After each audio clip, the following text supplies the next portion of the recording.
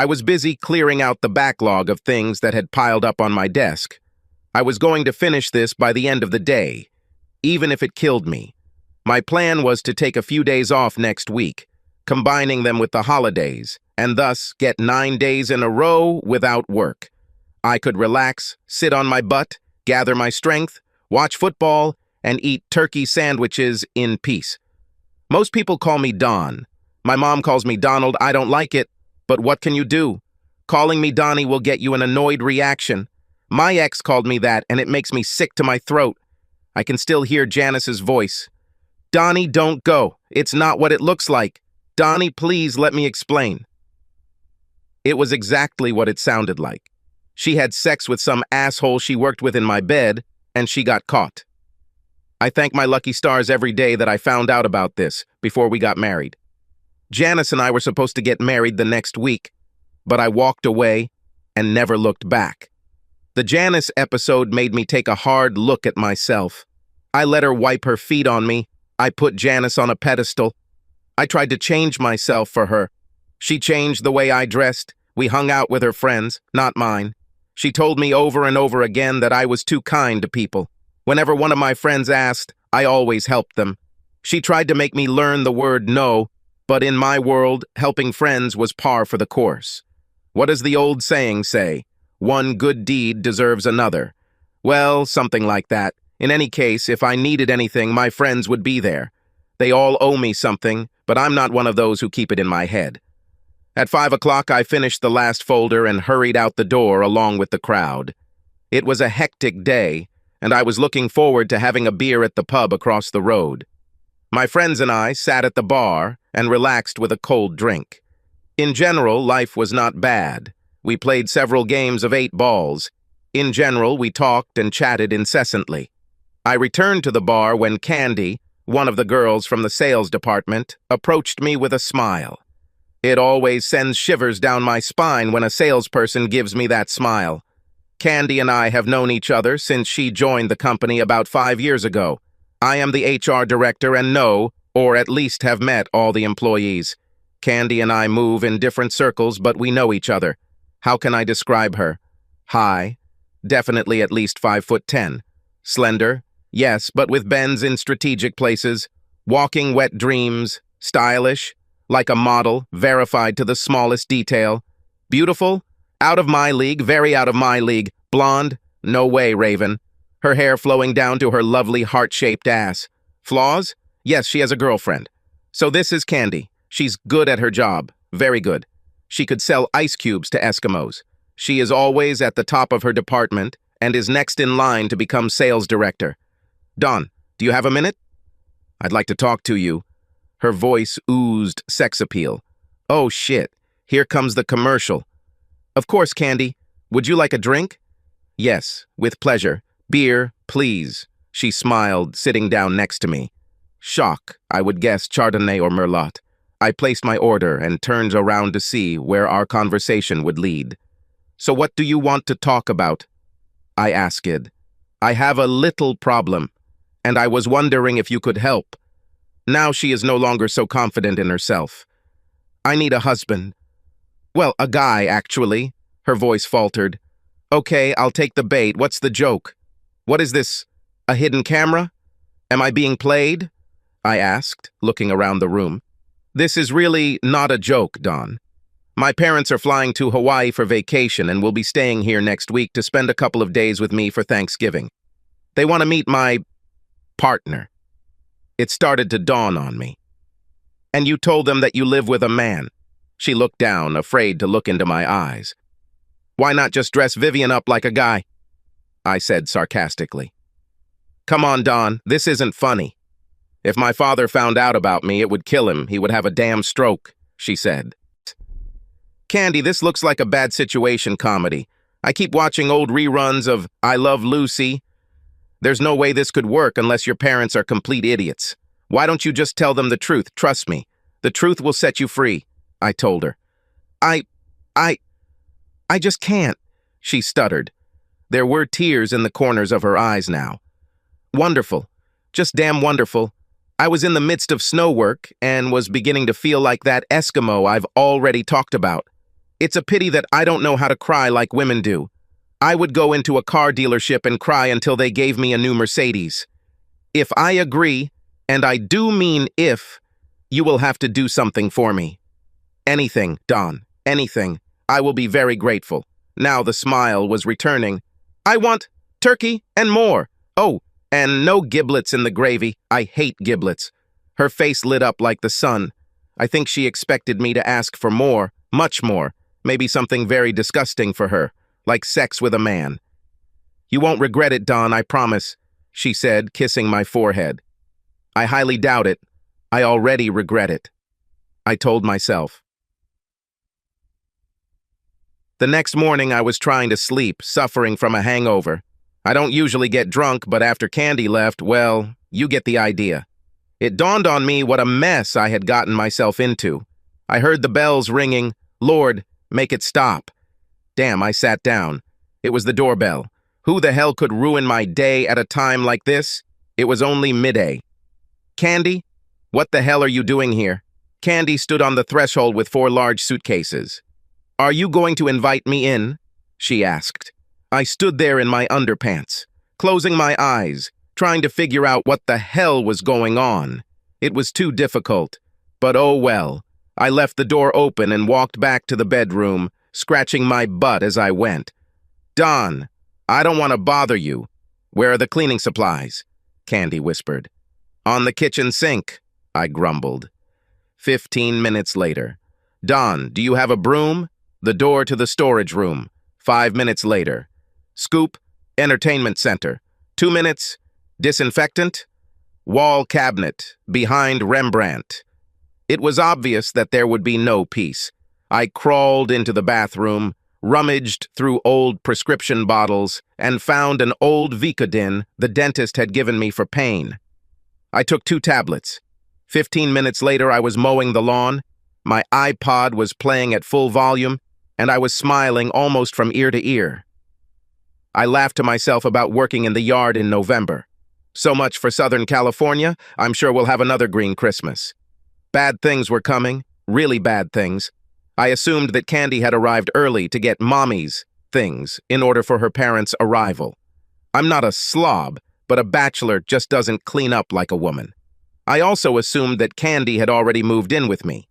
Judging by the size and number of suitcases she brought with her, she planned to stay here all week. Candy was a very busy girl. The house looked like someone else lived in it. By that time, I had already gotten over my hangover. I went into the kitchen to get a bottle of water. Candy was bent at the waist, cleaning the refrigerator. Her perfect ass in her short shorts was almost more than I could handle at that moment. Lord, what did I do to deserve this? A cold shower was what I needed right now. I needed to take my mind off Candy. Without taking water, I headed to my bedroom. Damn, I was invaded. All her things were in my room. We'll talk about this after the shower. I had a problem that I needed to get rid of first. Before I had time to soap myself, I heard her. Don, I'm going to run to the store. Do you need anything while I'm gone? She asked. No, I don't think so, is what I actually said. Don, do you mind if I buy new curtains for the kitchen? I don't want to say it, but the ones you have now are just terrible, she asked. She asked, and that was the main thing she asked. Janice would just do it and not even think about my feelings. Yes, go ahead. I don't mind. Oh, Dawn, by the way, you have a cute ass, she giggled. Not as pretty as yours, I thought to myself. When she returned from the store, her face was red, as if she had been crying. Damn, can she really read minds too? What's happened? Did I do something? I asked with genuine concern. No, Dawn, it doesn't matter. You didn't do anything, she replied. Are you sure? I took a closer look to see if it was my fault. It's Vivian, she stammered, before breaking down and bursting into tears and sobs. Should I run away? Try to console her? I didn't know what to do. It was none of my business, but we were friends. Well, sort of. I did what a good husband should and pulled her into my arms. I stroked her hair. I held her until the moment passed. She looked up at me. I returned to my apartment, and Vivian was already in bed with another woman. Damn her. I mean, there was never anything serious between us, but... And then the tears started again. That evening, the house was quite quiet. Candy's bad experience brought a lot of bad feelings towards Janice to the surface. I tried to keep Candy's spirits up, but it's not easy when you feel like crap yourself. That evening, I went to bed early, but not because I was tired. This terrible feeling of loneliness bothered me. Lying in the dark, I really understood how Candy was feeling. "Dawn, are you awake?" "Yes, come in," I said. "I know I've already asked you a lot, but since most of my things are already here, is it okay if I stay until I find an apartment?" "At least for a few days," she asked. I didn't answer. There was no need. I extended my hand to her and she took it. Pulling her towards me, I hugged her. I had no words. Eventually, I felt her fall asleep in my arms. It was very difficult to sleep when this wonderful creature was nearby. Her soft skin and wonderful smell filled my head with lewd and very vivid thoughts. I remember thinking it would be nice to die like that, with Candy in my arms. Candy woke me up early, I'd say around 6. She handed me a hot mug of coffee and sat down on the bed. "I'd like to say thank you for last night, Dawn. I needed this more than I can explain," she said softly and sincerely. "I'll be there for you any time, Candy," I said. "You're already doing this." "You got up quite early. Are you going somewhere?" I asked, noticing that she was putting on a jacket. "Yes, I decided to take the remaining things. I want to end this. Give me 5 minutes, I'll just brush my teeth," I told her. Candy was surprised, but did not refuse my offer to help. I wanted to be there for moral support if anything went wrong with Vivian. On the way, she was silent, and I felt some bitterness in her, but not towards me. I suspected she was preparing for a confrontation. Luckily, when we arrived, Vivian was already gone. Packing went smoothly, and we were ready to leave in less than an hour. Vivian showed up as the last box was loaded into my old pickup truck. "So that's it. Were you going to sneak away without saying a word?" Vivian said. "What else remains to be said? You made your choice, now have a happy life," Candy said, standing next to me. She crawled under my arm and put her hand on my stomach. It was a very seductive gesture. "Come on, Dawn. I see you didn't waste any time looking for a replacement. I bet he's not as good as me. How do you like sex with a smelly, hairy man? It makes me sick just thinking about it," Vivian grumbled. "Actually, it was more than I could have dreamed. The sex was much better than with you. Oh yeah, and the way he makes me feel like a woman. When I'm in his arms, it's so safe, I feel protected. God, I get goosebumps just thinking about it." She looked at me with her dreamy eyes from the bedroom. I felt like I was about to have a heart attack, but I played along with her. Vivian was apparently stunned. Her lips moved, but nothing was heard. Candy pulled my head and pressed her lips to mine. She kissed me passionately, her tongue exploring my mouth. I was afraid I was going to come when Candy broke the kiss. "Viv, do yourself a favor, find a real man and try real sex." "Come on, honey, let's go," Candy told me. I opened the driver's door and Candy slid in, stopping in the middle. I barely had enough room to get inside, she was sitting so close. Vivian's lips were still moving, but she didn't say a word as we drove down the street. As we turned the corner, we both started laughing. "Sorry, Dawn, but the opportunity was too good to pass up," she continued to giggle. "Candy, you're evil. It was priceless and worth the price of admission." "I'm dying of hunger, let's eat something. Sex always makes me hungry," she laughed. By noon, we had unloaded all of Candy's things. It was one hell of a morning. Candy seemed to have forgotten Vivian already. She hummed and hummed as she continued to redecorate my house. Later, we ate and watched football on TV. Candy seemed to enjoy the game more than I did. I didn't picture her as a sports fan. We talked for a long time after the game and really got to know each other on a more personal level. Candy seemed sincere and down-to-earth to me, far from what I had imagined her to be. I felt very comfortable around her and we became close. I found myself wanting her, and not just sexually. Candy yawned and we both decided it was time for bed. After taking a shower, I climbed into my bed. Candy came in carrying a pillow. "Dawn, I was thinking, we'll sleep together as long as Mom and Dad are here. Do you mind if we make it a habit?" she asked. There was a certain logic to her thoughts, but that didn't mean I thought they were a good idea. I imagined a lamb crawling into a lion's den, but I wasn't yet sure which of us was the lion. "Of course," I replied. "First, I'm going to take a hot bath, and you go to bed, I'll join you soon." She ran into the next bath. Dream. Ha! What a joke. This goddess is in my bed, and it's like I should be sleeping. To make matters worse, she didn't close the bathroom door. 5 meters from me, she was taking a bath, her naked body languishing in hot water. I heard her humming in her soft voice as she soaked in the huge bathtub. Torture. That's what it was. I rolled over on my back and tried to sleep. It didn't work. It couldn't have been worse. Or could it? Yes, when I felt her sit down on the bed next to me, it definitely got worse. I was on fire. All I had to do was reach out to her. I could already feel the heat emanating from her slender body. This wasn't what she wanted, or what she wanted.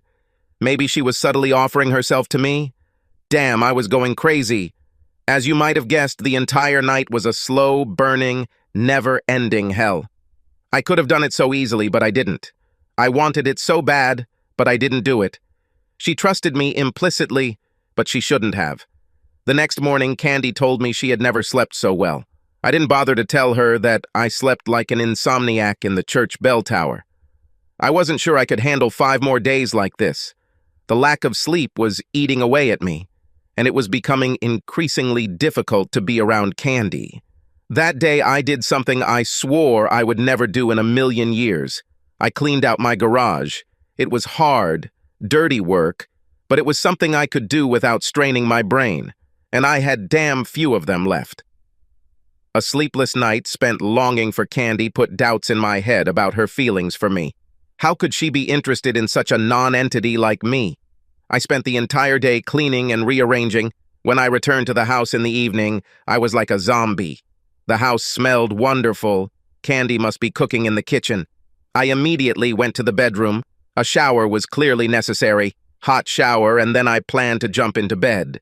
If I'm lucky, I'll be asleep before Candy realizes I'm in the house. My sorry ass dragged behind me as I undressed in the dressing room. Without thinking, I went to the bathroom, urinated, jumped into the shower, and almost fell asleep under the running water. As I dried myself, I thought about how wonderful it would be to get some sleep. "Dinner's in the oven," I heard Candy say. God. I realized too late that she had been in the bathroom since I entered. It was unreal. I stood there, naked, and watched. How could I not notice? I was too stunned to even try to cover myself, and why bother now? I stood there for at least 10 minutes. Candy didn't seem embarrassed at all. She didn't feel the slightest embarrassment. I tried to act calm, but only until I noticed Candy's beautiful body soaking in the bath. Another beautiful mess. Why, Lord, why? To hell. What's done is done. I didn't apologize. After all, she could have said something sooner, or at least closed the door. Candy rose from the water and left the bath. My life was becoming more and more strange by the minute. Candy took my towel and began to dry herself. "You're probably tired. You've been doing this all day. Go to bed and I'll bring you something to eat," she said. So I did. I was too exhausted to argue and didn't even bother with clothes. Candy brought 2 plates and we ate in bed. Luckily, she was wearing a robe. As she carried the empty plates into the kitchen, I thought that after 2 days of living together, we had somehow already become an old married couple. We are comfortable with each other, and there is no sex. No sex. That's what I dreamed about when I woke up. Life without sex. However, there was one problem. Candy was pressed against my back. It was still dark. The alarm clock showed 3:45. I felt that she was dressed the same way as I was, without clothes. Her hand was on me. I was drawn to Candy like no one else before her. Her sexual orientation confused me. She had to know what she was doing, right? I started to think about how stupid I was. Does she really trust me that much? Was she modest? Maybe I should have made the first move. Gathering all my willpower, I pushed all these thoughts away and fell asleep again. I woke up from her touch. When I realized what was happening, I slid out of bed. What a stupid thing to do. Maybe, but I wanted Candy to at least be awake during our first sexual encounter. I wanted there to be no mistake on either side. We both needed to know exactly what was going on. While Candy slept, I thought about how things were going. Today will be that evening. One way or another, I will make my intentions clear to her. Today was Tuesday. Her parents will arrive tomorrow. She will be busy with them, and I will be like the fourth wheel on a tricycle. If she is not interested in me, then it is better for me to know about it before they arrive. We spent almost 2 hours in the supermarket, and Candy told me that she needed to start getting ready for the Thanksgiving holiday. There were pies to bake, and she would be busy all day. I offered my help, but did not go into the kitchen. My day was spent running to the market to get things we had forgotten. Candy had worked hard in the kitchen, and when she finally sat down, she was clearly tired. I offered to massage her sore back, and she happily agreed. While my fingers were working their magic, Candy was clearly relaxing. She directed me to the stiff muscles. A little to the left. Ooh, lower. It's so nice, she cooed. I was just about to ask what else I could do to relieve her stress when the phone rang. The fucking phone. What a shitty moment. It was Candy's cell phone. If it had been mine, I wouldn't have paid attention to it. Who do you think ruined the moment? It was Candy's mom. They caught an early flight and would arrive later in the evening. Candy was excited, and we spent a couple of hours trying to sort out our stories. How long have we been together? When is the wedding? What will the children's names be? Things weren't working out for us. I felt divorce coming, and we weren't even married. We returned from the airport at 11. Everyone was talking and picking up the conversation. I tried to keep the conversation going without putting my foot in my mouth. Candy sat very close to me. We pretended to be a couple in love. The hugs and kisses drove me crazy, but I tried not to show it too much. Candy's father, Ben, interrupted the conversation sometime around 1 a.m. He said he was going to bed. I followed suit and left Candy and her mom, Cynthia, to talk a little more. I felt that this was not the right time to propose anything tonight. This feeling was confirmed when Candy climbed into bed wearing a flannel "Don't Touch Me" nightgown. Don Jr. was unimpressed and let me sleep. Wednesday morning, I found Ben opening my plasma TV and watching an old war movie from my DVD collection. Candy and Cynthia were busy in the kitchen, so I poured some coffee and went to wash the cars. Have you ever felt like something beautiful is within your reach, but when you reach out, it slips through your fingers? I couldn't figure out how I could find out how Candy felt about me when her parents were around. By the time the cars were ready, I had already worked up an appetite. Inside, I found Ben screaming at the TV screen, trying to warn John Wayne about the impending destruction of the Navy at Pearl Harbor. "For God's sake, get out of there! You're all going to die!" he shouted, as if he could change the course of history. Shrugged it off from this thought and headed to the kitchen in the hope of finding a sandwich. Candy and Cynthia were muttering something, but suddenly fell silent when they saw me. When this happens, it is very difficult to ignore the paranoia. Candy looked embarrassed, and Cynthia smiled at me. I couldn't tell if it was a genuine smile or one of those, "Look, here comes the stupid ass." Something was definitely happening, but what? Surprisingly, Candy read my thoughts and handed me a huge sandwich. Cynthia took one to Ben, leaving Candy and I alone for the first time that morning. Between bites, I asked, "Did they buy it?" Candy had a strange look that I couldn't read. "Dad has no idea about anything. He really likes you. He told me that he likes everyone who has so many John Wayne movies," she whispered. She moved closer to me, just as I took another bite. Her eyes closed. She leaned down and kissed me with such force that I almost choked. I wiped the mayonnaise from the corner of her mouth as she muttered, "Thank you," and then took a big bite of my sandwich. Cynthia came into the kitchen and witnessed most of our exchange. Trying not to sound too nice, I asked, "Do you want it too?" I asked, offering her my sandwich. "Yes, with pleasure," she said, walked around the proffered sandwich and kissed me right on the lips. "Lord, Cynthia, what about Ben?" I whispered loudly. "And what happened to him? He has his own sandwich, and I highly doubt he wants to kiss you." She laughed. It began to seem to me that the whole family was a little crazy, and I was the worst of them all. Candy was about to burst out laughing, and it was pretty funny when you thought about it. The rest of the day passed without any new nonsense on my part. I had absolutely no idea how this evening would go before going to bed. I decided to just accept everything as it comes. Candy was sending mixed signals with her sleepwear. It was not a flannel nightgown, and she was not naked. The nightie was short, lace, but not too transparent. I rubbed her shoulders, and her body language told me I was on the right track. I tried not to attach too much importance to it. I would continue with the friendly massage, and then we'll see what happens next. "Do you like it?" I asked. "Very good, please don't stop," she purred. "Let me get the lotion," I told her, and went to the bathroom. When I returned, she had already taken off her nightie and was stretched out on her stomach. I warmed the lotion in my hands and gently spread it over her smooth skin. I started with the muscles in my upper back, rubbing and kneading them. Candy moaned and cooed.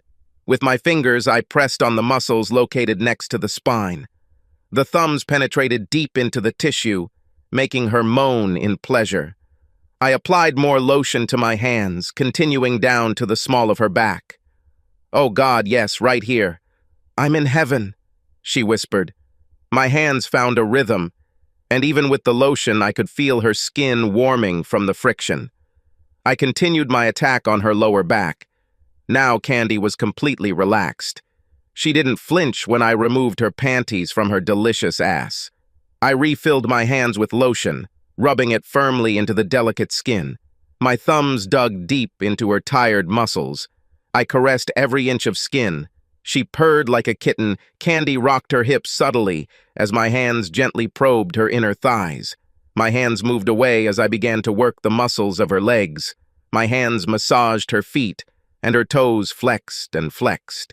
I kissed her big toe as I finished with the right leg and moved on to the left. She giggled and smiled. I spent the same amount of time on her other leg and moved on to her shins and knees. I started to get a little worried, wouldn't you? The pressure to get it right was enormous.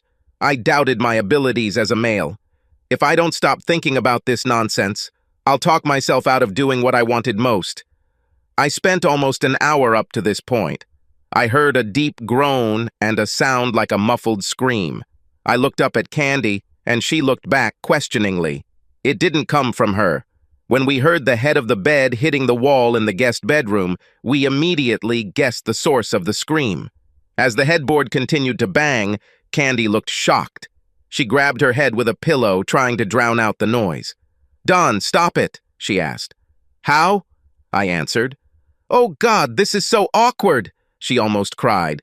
She sat with her knees tightly pressed to her chest. Gritting her teeth as if it were my fault, Candy seethed. "Do something, Don," and I did the only reasonable thing that came to my mind. I pulled Candy out of her fetal position and kissed her. I kissed her so hard that it took her breath away. For those few seconds, the sound of the bed was ignored. I kissed her again. This time, she kissed me back. Now she was the aggressor, and hungrily kissed my neck. This was not slow, passionate love, but greedy animal sex. Things weren't going at all how I had imagined our first time together. Our sweaty bodies stuck together. Candy cupped my face with her hands and kissed my eyelids. I wasn't doing you justice when I teased Viv the other day. "My first time with a man, it was amazing," she cooed. "Well, I had to do something to distract you from that knocking," I joked. "What knock?" she giggled, quickly changing the subject. "Darling? I'm hungry. Do you want something?" "Stay where you are. I'll prepare something." I was standing at the stove making French toast when I felt hands running over my bare chest. I looked over my shoulder, expecting to see Candy. It smells so good. Can I have some?" Cynthia asked. "Of course," I replied, praying to God that she meant toast. I moved to get the plate from the cabinet, trying to keep Cynthia's hands away from me. Cynthia is a very attractive woman, and under other circumstances I would be very happy to have her by my side. She was dressed in a transparent kimono, and even in the dim light I could see almost all the features of her beautiful body under the silk. Trying to remain calm, I served it to her plate and returned to the pan to cook more. It looks like Candy has picked up another family trait from me, she said mysteriously. How delicious. I took the bait. And what could it be? She's quiet, shall we say, vocal during sex. Well, like mother, like daughter, I urged. Oh, did you hear that? She said without looking up. To be honest, Don, I was wondering how long it would take you. Candy practically lunges at you. She told me she was wondering when you would give up, or if you would give up at all. I looked at her in amazement. Really? I had a feeling that I was set up. So, as I understand it, you know everything about her and about me. Am I the only one who doesn't get this joke? So you were in it from the beginning? I asked. I began to worry that I was being led by the nose, as if I had a ring in my nose. Cynthia seemed to know too much about our arrangement. No, Don, I didn't know. I knew about Candy's sexual preferences, but until today I just hoped that she had put it out of her head and things were real with her. Don, I am a caring mother. I want grandchildren. In this situation, there was very little chance of this happening. So, why did she tell you? About us, I mean. She was confused. She had never felt such feelings for a man before. She was afraid that you wouldn't answer her. Don, Candy has fallen in love with you. She told me how wonderful you are to her. She wanted advice from her mother. And what was that? That she was right about you, you're real. Don, she's my baby. I want what's best for her. By this time, my French toast was burnt. While I was hastily preparing a new portion, Cynthia finished eating. I thought about what she had done and told me. None of this made sense to me. Candy fell in love with me. Imagine that. She rushed at me, but I was too afraid of making the wrong move to react to it. Now that you realize it was all a sham, don't you think that maybe we're all rushing things? I asked. Maybe so, Don, but sometimes when the chemistry is just right, it only takes one heartbeat to know it, she replied. She came up to me and we hugged the way my mother would hug me. When I returned, Candy was a little annoyed. Who needs 45 minutes to make French toast? This toast is just perfect. No wonder it took so long to prepare. After Candy fell asleep, I stared at the ceiling, wondering if Cynthia was right. Could we really fall in love with each other in such a short time? I thought about it until I finally succumbed to sleep. Did I receive a response? On Thanksgiving morning, Candy and I took a shower together. We became even more familiar with each other's bodies as the hot water poured on us. Candy, I had a long talk with your mom in the kitchen last night, I said. She looked worried. Don, I can explain. Your mom already did it. She looked very scared, fearing the worst. What did she say? She said a lot of things, but the main thing I learned last night was that we both had secrets from each other. This will all end right now. There is no way around it. I'll just say it. Candy, I fell in love with you. What? I think I have soap in my ears. What did you just say? I wondered for a moment if Cynthia was tugging at my chain. I said, I love you, Candy. I admitted. I didn't have to wonder for long whether I had done the right thing. Candy jumped up from the floor and wrapped her arms and legs around me. Her kiss said a lot about her feelings for me. She broke the kiss. And I love you too, she said with tears in her eyes. Ben was glued to the TV as I poured my morning coffee. Cynthia smiled. How are you this morning, Donald? Just wonderful, Mom, I replied. This made her laugh. But I was a little wary that she called me Donald. Only my mother got away with it. A few seconds later, Candy came and kissed me so hard I almost fell to my knees. She hugged Cynthia tightly and whispered something in her ear. They both smiled. I couldn't be happier, said Cynthia. The bird is already in the oven. You two should find something to do for a few hours. Candy quickly got her bearings, grabbed my hand, and hurried into the bedroom. We spent the next few hours in bed watching a great football game on TV. The table was set for a magnificent feast. It would be a shame to carve a perfectly browned turkey. But no, everything looked so delicious that I could hardly wait.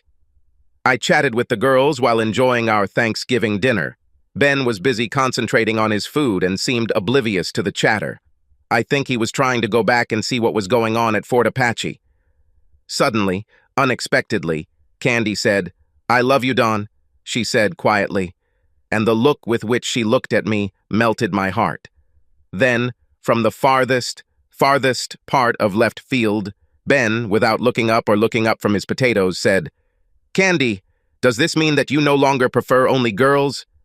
The silence was like a sonic boom. The girls stared at him, mouths agape. "Ben!" Cynthia said in surprise. At the same time, Candy shouted, "Dad!" Without missing a beat, Ben responded, "What?" "That's a valid question," he shrugged. The prank was over and we were all on a roll. Honestly, I don't remember when I laughed so hard. Ben looked right at me and grinned the biggest shit grin I've ever seen. "Be careful, son. You need to learn something if you want to survive in your marriage," he told me. Without another word, he plunged back into his plate. Candy and her mother finally understood the humor in this. I swore before God that if I lived to be 100 years old, then every time I sat down at this table, I would remember this meal. Candy walked over to what was now our bed. I made love to her, but it was not spontaneous sex like the day before. We were in no hurry. She touched parts of my soul that had never been used before. I idolized her with a passion I had never shown to anyone else. We paid almost no attention to the knocking of the head of the bed in the next room. The next morning, when the taxi arrived, we said goodbye to Ben and Cynthia. I promised Ben that I would have a fresh stack of DVDs for their Christmas visit. It's been one hell of an interesting week.